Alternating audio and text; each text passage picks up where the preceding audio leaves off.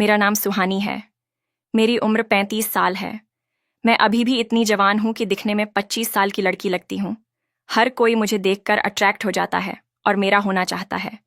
मेरे के भी बच्चे नहीं हैं अभी। मैं एक बार अपने पति के साथ एक शादी में गई थी। शादी मेरे पति के बहन के लड़के का था, तो मुझे वहां 4 दिन रुकना था। वहां मेरी मुलाकात दीपक नाम के युवक से हुई। दीपक मेरे पति के बहन के देवर थे। 2 दिनों में मुझसे बहुत घुल मिल गए। मुझे भी दीपक से बात करना अच्छा लगने लगा था। वो उम्र में मुझसे छोटा था, करीब 28 साल का, लेकिन वो बहुत समझदार और शालीन था। उसकी बातें इतनी मधुर होती थीं कि सुनते ही दिल हल्का लगने लगता था। वो अक्सर मुझसे पूछता, भाभी जी, आप इतनी शांत और सुलझी हुई लगती हैं, लेकिन आपकी आंखों में हमेशा कोई अधूरी सी बात क्यों होती है? मैं मुस्कुरा देती, लेकिन सच ये था कि उसने मेरी आंखों का दर्द सच में पढ़ लिया था। शादी का माहौल तो बड़ा खुशगवार था, लेकिन मेरी अपनी जिंदगी, वो तो एक खामोश, खाली कमरा बन चुकी थी। मेरे पति अक्सर बिजनेस के कामों में व्यस्त रहते और हमारे बीच अब वो जुड़ाव नहीं रहा था। मुझे एक पार्टनर की जरूरत थी जो मुझे समझ सके, मेरे फीलिंग्स की केयर कर सके, क्योंकि मेरे पति को मुझ में कोई दिलचस्पी नहीं रह गई थी। कई बार मैंने मां बनने की बात की थी, लेकिन हर बार पति ने टाल दिया गया। शायद मेरे पति का मन मुझसे भर गया था, और वहीं दीपक था जो बस 2 दिनों में मुझे महसूस कराने लगा कि मैं सिर्फ किसी की पत्नी नहीं, एक औरत भी हूं, जिसे समझने वाला कोई होना चाहिए, जिसकी जरूरतें पूरी होने चाहिए। चौथे दिन रात को विदाई की रस्में चल रही थीं। सब लोग थककर सो गए थे। मैं छत पर अकेली बैठी थी, चुपचाप आसमान देखती हुई।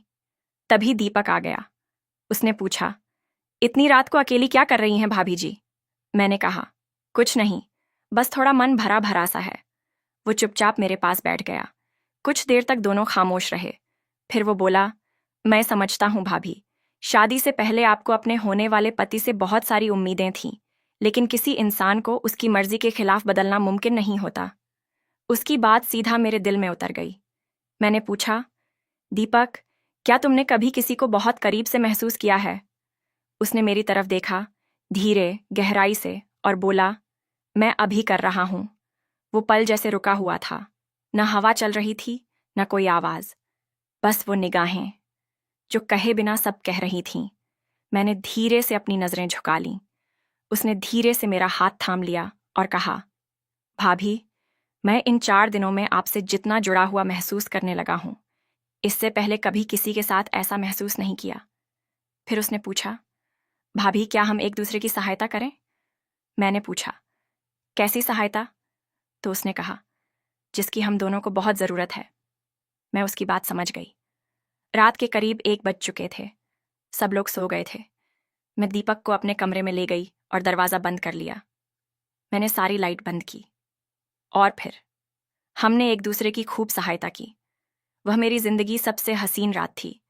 अगर आप डिटेल में सुनना चाहते हैं कि हमने कैसे क्या क्या किया, तो कमेंट में पार्ट 2 लिख दीजिए, जिसके बाद आगे जो हुआ वो मैं अगले वीडियो में पूरे विस्तार से बताऊंगी। तो आने वाली वीडियो देखने के लिए इस वीडियो को लाइक करके इस हॉट स्टोरी चैनल को सब्सक्राइब कर लीजिए। मैं फिर मिलूंगी अगली वीडियो में।